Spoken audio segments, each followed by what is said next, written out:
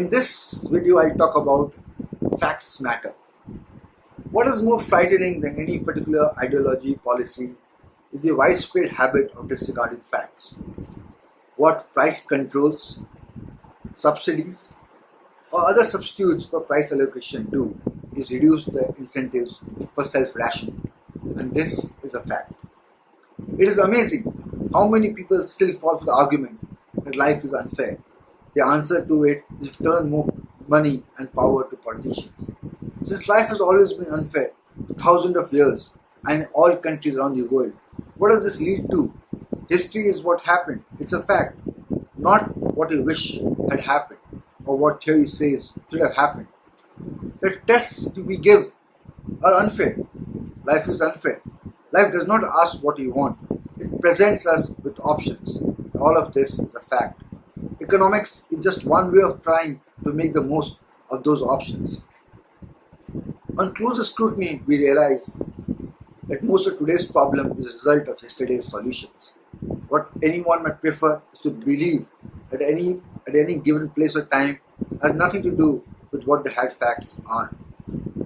All too often, when we cite statistics, we forget that statisticians' warnings that correlation is not causation. If one goes through enough numbers, one will eventually come up with some statistics that seems to fit one's vision.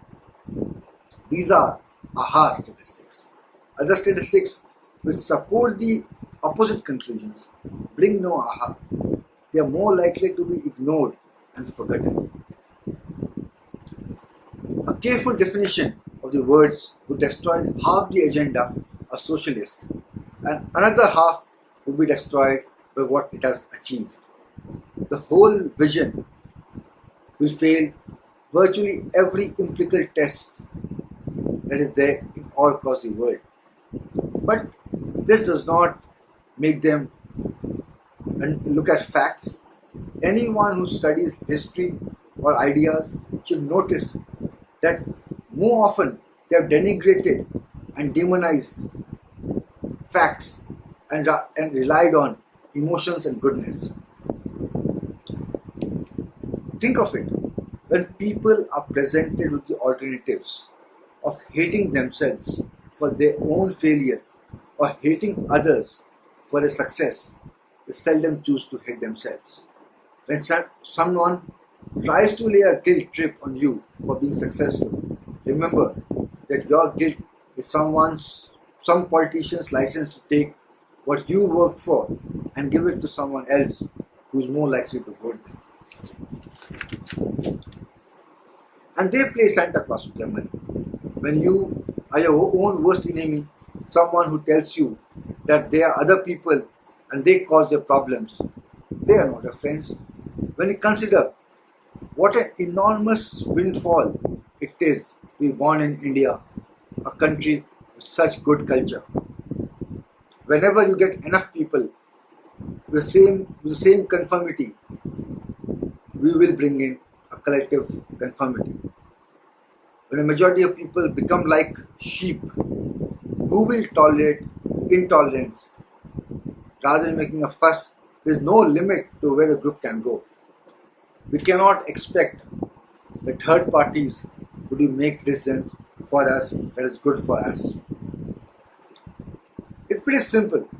You can fail to achieve anything that you planned in your life and still live a happy, fulfilled life because of new opportunities that come along for an unplanned life.